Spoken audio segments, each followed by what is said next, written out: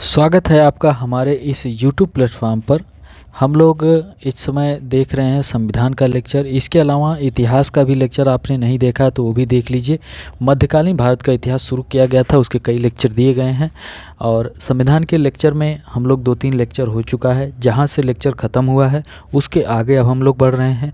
यहाँ पर पिछले लेक्चर में हम लोगों ने भारतीय संविधान के विदेशी स्रोत के बारे में देखा, बहुत कुछ यहाँ सीखा हम लोगों ने, तो इसको आप लोग देख लीजिए, एक बार फिर से लेक्चर देख लीजिए।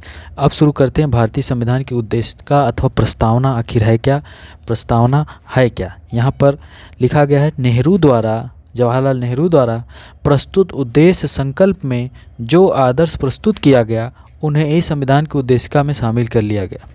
संविधान के 42वें संशोधन 1976 के द्वारा यथा संशोधित यह उद्देशिका इस प्रकार है। क्या है कि हम भारत के लोग भारत को एक संपूर्ण प्रभुत्व संपन्न समाजवादी पंथनिरपेक्ष लोकतांत्रिक गणराज्य बनाने के लिए तथा उसके समस्त नागरिकों को सामाजिक आर्थिक राजनीतिक न्याय विचार क्या है व्यक्ति विश्वास धर्म और उपासना की स्वतंत्रता प्रतिष्ठा और अवसर की समता प्राप्त करने के लिए तथा उन सब में व्यक्ति की गरिमा और राष्ट्र की एकता और अखंडता सुनिश्चित करने वाली बंधुता बढ़ाने के लिए दृढ़ संकल्प होकर अपने इस संविधान सभा में आज तारीख 26 नवंबर 1949 को एतद द्वारा इस संविधान को अंगीकृत अधिनियमित और आत्मार्पित करते हैं। तो ये प्रस्तावना लिखी गई है जो 26 नवंबर 1949 को ऐसा बोला गया है। ठीक है, 26 नवंबर 1949 को भारत का संविधान बनकर तैयार हो गया था। 26 जनवरी 1950 को लागू हो गया था। ठीक है, 24 जनवरी 1950 को संविधान सभा की आखिरी बैठक बैठी थी।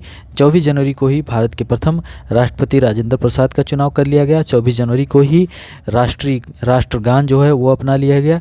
26 जनवरी 1950 को 26 राष्ट्रगीत जो है वंदे मातरम उसको अपना लिया गया। साथ ही साथ ये भी जान लीजिए कि 22 जुलाई 1947 को राष्ट्रीय ध्वज अपनाया गया। पिछले लेक्चर आपने देखे होंगे तो आपको सब चीज़ें पता होंगी अच्छे तरीके से, इसलिए पिछले लेक्चर सभी देख लीजिए।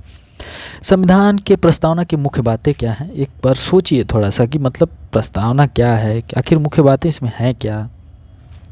देखिए क्या है, संविधान की प्रस्तावना को संविधान की कुंजी कहा जाता है। कुंजी जानते हैं ना, कुंजी मतलब एक तरह से चाबी है। संविधान की प्रस्तावना को कहा जाता है संविधान की कुंजी।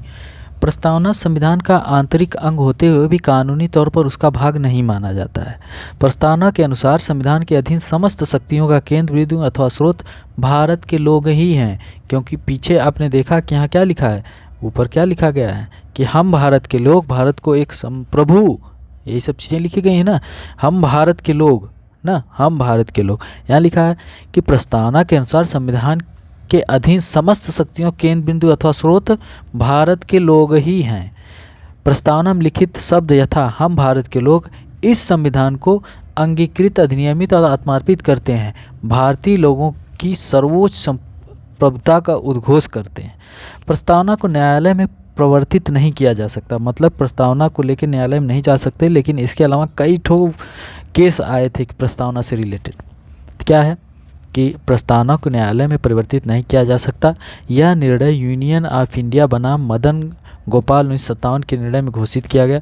यानी यदि सरकार का कोई भी नागरिक प्रस्तावना की अवहेलना करता है तो उसकी रक्षा के लिए हम अदालत की सहायता नहीं ले सकते हैं, ऐसा निर्णय दिया गया था। यूनियन ऑफ इंडिया बनाम मदन गोपाल 1957 के निर्णय में ये निर्णय दिया गया। लेकिन उसके बाद कई चीज़ें हैं, कई ठो विवाद हुए हैं जो आपके एग्ज़ाम के लिए उतना महत्वपूर्ण नहीं हो सकते, लेकिन केशवानंद भारती 1973 में 1973 का जो महत्वपूर्ण है, केशवानंद भारती वाद में ही सर्वोच्च न्यायालय ने मूल ढांचा का सिद्धांत थ्योरी ऑफ बेसिक स्ट्रक्चर दिया कि अगर जो सरकारें हैं वो संविधान की मूल भावना के साथ, जिस प्रकार से संविधान बना है मूल भावना के साथ कोई छेड़छाड़ करती हैं तो वह मान्य नहीं होगा, वह वैलिड नहीं होगा। ठीक है, इसी को बेसिक स्ट्रक्चर कहा जाता है, इसी को केशवानंद भारतीवाद कहा जाता है जो 1973 में हुआ था। ये आपको जानना चाहिए, ये बहुत ही महत्वपूर्ण हो जाता है। ओके, आगे बढ़ते हैं। संसद संविधान की मूल ढांचा में नकारात्मक संशोधन नहीं कर सकता है। स्पष्टता संसद वैसा संशोधन कर सकती है जिससे मूल ढांचा का विस्तार व मजबूतीकरण होता है। मूल ढांचा को और मजबूत करने के लिए कर सकती हैं, लेकिन उसको कमज़ोर करने के लिए नहीं कर सकते हैं। ऐसा तो नहीं है कि आपके घर में एक आपका घर है, अब इसमें 4 पिलर लगे हुए हैं, ठीक है, तो आपको अगर लग रहा हो कि एक पिलर जो है, ये पिलर मान लीजिए थोड़ा कमज़ोर हो गया, तो आपको ये नहीं होना चाहिए कि इसको हम तोड़ के हटा दें, ऐसा नहीं होना चाहिए। जबकि आप इसको मजबूत करने के लिए एक और पिलर लगा सकते हैं, या फिर इस पर फिर से सीमेंट वगैरह के द्वारा इसको मेंटेनेंस दे सकते हैं, ठीक है। तो आप ये नहीं कर सकते कि आप तोड़ के फेंक दें, आप ये कर सकते हैं और अच्छा बनाएं। यही केशवानंद भारती वाद था 1973 का, ठीक है।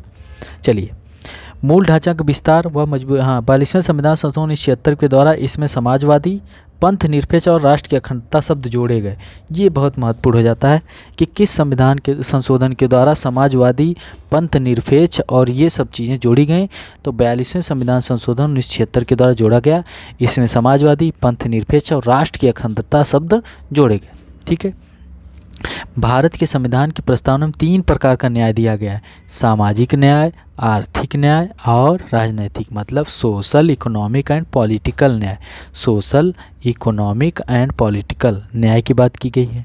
5 प्रकार की स्वतंत्रता है: विचार की स्वतंत्रता, अभिव्यक्ति की स्वतंत्रता, विश्वास, धर्म एवं उपासना की स्वतंत्रता, एवं 2 प्रकार की समानता है: प्रतिष्ठा एवं अवसर का उल्लेख किया गया है। भारत का संविधान विश्व का सबसे बड़ा लिखित एवं सर्वाधिक व्यापक संविधान। यह अंशतः कठोर और अंशतः लचीला है, मतलब बहुत रिजिड है, बहुत कठोर भी है और लचीला भी है, मतलब फ्लेक्सिबल भी है, बहुत लचीला भी है और कठोर भी है, रिजिड भी है और फ्लेक्सिबल भी है। क्योंकि इतना मजबूत है कि इसको तोड़ा नहीं जा सकता, और इतना भी टफ नहीं है कि इसको, फ्लेक्सिबल का मतलब समय के साथ इसमें परिवर्तन किया जा सकता है, ठीक है। और लिखित संविधान की अवधारणा फ्रांस की देन है, क्योंकि फ्रांस में लिखित संविधान है। तो ये प्रस्तावना की कुछ चीज़ें हैं, और भी कुछ चीज़ें यहाँ पर दी गई हैं। भारतीय राजनीतिक व्यवस्था में संविधान सर्वोच्च है, ठीक है, संविधान सर्वोच्च है। भारत का संविधान अपना प्राधिकार भारत की जनता से प्राप्त करता है, मतलब आपसे प्राप्त करता है। भारत सरकार ने 1935 वह संवैधानिक दस्तावेज है जिसका भारतीय संविधान तैयार करने में गहरा प्रभाव पड़ा। भारत के संविधान में संघीय शासन शब्द का प्रयोग कहीं भी नहीं किया गया है। संविधान में भारत को राज्यों का संघ घोषित किया गया, मतलब भारत जो है राज्यों का संघ है। क्या घोषित किया गया? Union of state, union of state की बात की गई है। संविधान का अनुच्छेद 1 देखेंगे आप, ठीक है। संविधान के अनुच्छेद 1 में लिखा गया है कि यूनियन ऑफ स्टेट। यहाँ पर हमने क्या देखा है? हमने देखा है कि जो प्रस्तावना है, प्रस्तावना में जो संविधान की है उसमें क्या क्या चीज़ें लिखी गई हैं, तो उसमें हमने कुछ महत्वपूर्ण चीज़ें ये बताई कि प्रस्तावना को परिवर्तित नहीं किया जा सकता। केशवानंद भारती का विवाद हुआ था जिसमें कहा गया था कि बेसिक स्ट्रक्चर, मतलब मूल ढांचा जो है उसको तोड़ा नहीं जा सकता। इसमें जो है कि तोड़ा नहीं जा सकता, लेकिन कुछ संशोधन करके उसको और मजबूत किया जा सकता है, उसको मजबूती दी जा सकती है। 42वें संविधान संशोधन 1976 के द्वारा समाजवादी, पंथ निरपेक्ष और राष्ट्र की अखंडता शब्द जोड़े गए। भारत के संविधान की प्रस्तावना में 3 प्रकार का न्याय, सामाजिक, आर्थिक एवं राजनीतिक, 5 प्रकार की स्वतंत्रता, विचार, अभिव्यक्ति, विश्वास, धर्म एवं उपासना एवं 2 प्रकार की समानता, प्रतिष्ठा एवं अवसर की बात की गई। भारत में लिखित संविधान है, इसकी फ्रांस की देन है। ये सब चीज़ें हमने देखे। 42वें संविधान संशोधन के बारे में हमने देखा। हमने ये भी बताया कि 26 नवंबर 1949 को भारत का संविधान बनकर तैयार हो गया था और 26 जनवरी 1950 को भारत का संविधान जो है कि लागू हो गया था। ये सब चीज़ें बहुत ही महत्वपूर्ण हैं। ये हमने ये भी बताया कि भारत की संविधान में जो राष्ट्रगीत है, भारत का राष्ट्रगीत 26 जनवरी को लागू हो गया। राष्ट्रगान 24 जनवरी को लागू हो चुका था। 24 जनवरी 1950 को ही भारत के पहले राष्ट्रपति बने। 22 जुलाई 1947 को भारत पे का तिरंगा झंडा अपनाया गया। तो ये सब चीज़ें आज हो गई, और आगे हम अगले लेक्चर में कुछ और महत्वपूर्ण चीज़ें देखेंगे। और आपने अभी तक पिछले लेक्चर्स नहीं देखे हैं तो उसको जाकर आप देख लीजिए। बहुत बहुत धन्यवाद।